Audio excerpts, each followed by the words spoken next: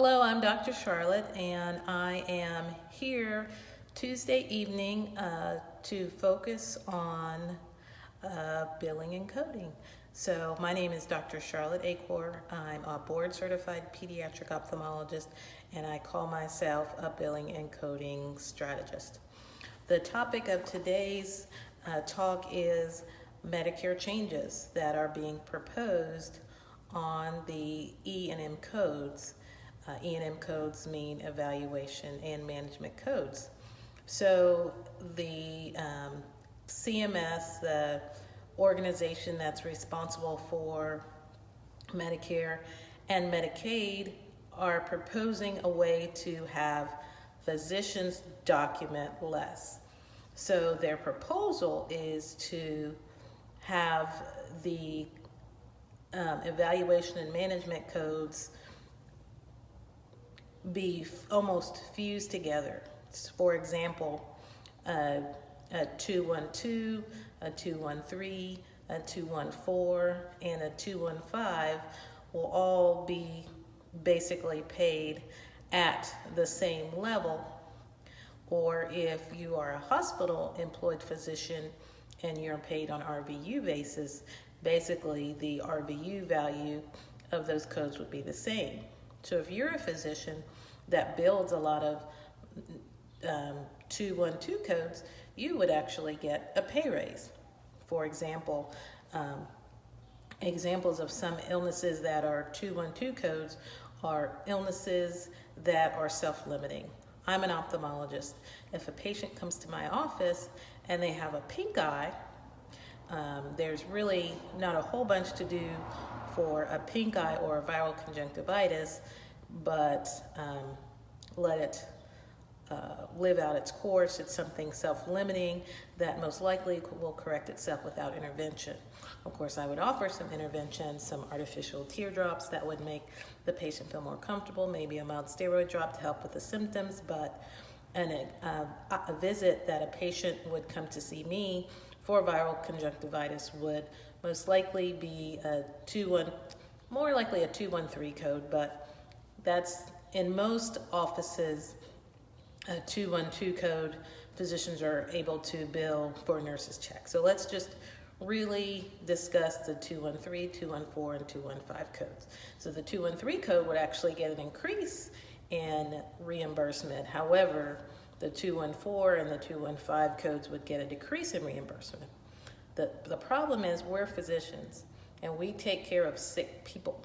So most of the time, people who are sick and need the therapies that we have to offer will need to be billed at a 214 code. So what CMS is proposing is that RVU value or the reimbursement for that code be decreased.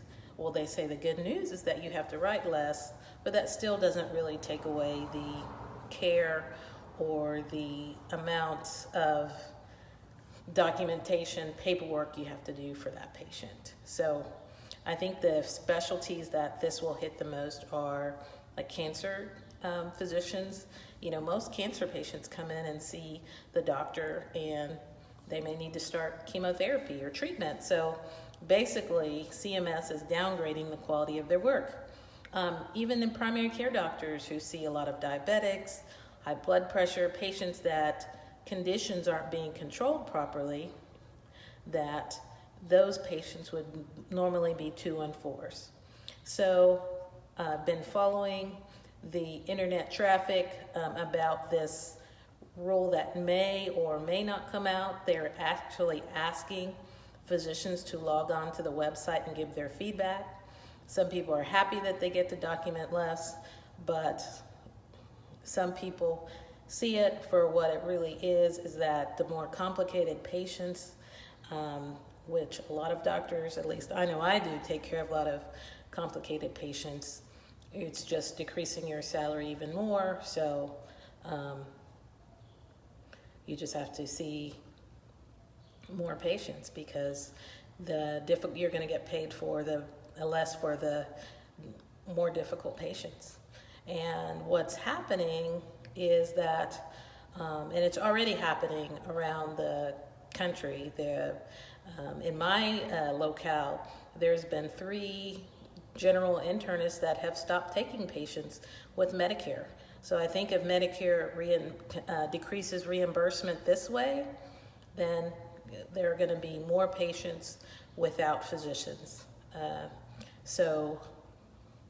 Hi, Dr. Colton. Thank you for following today. I'm just discussing the proposed CMS Medicare rules to actually change the reimbursement / RVU value for the E&M codes, and I'm just discussing how I think that will affect care in our community. And so I hope you will go and learn and read about the proposed changes yourself and weigh in on that, so we can fight for medicine and keep reimbursements where they are. Or hey, I think doctors should be reimbursed more because we've been in school a really long time and we're taking care of really sick patients. So I appreciate you watching. Like I said, I think if these codes the more complicated codes are devalued, I think that more internists and physicians that have been in practice for a long time, they'll just stop taking new Medicare patients, or stop following with their current Medicare patients. So part of being a doctor, like keeping up our skills and our talents to help our patients, part of it is following what changes are going down the pike with reimbursement and billing and coding. And I hope you will tune in next Tuesday around the same time about an exciting billing and coding topic, so we can continue to help our patients by helping ourselves so we can keep the lights on and feed our families. You have a blessed day. Bye.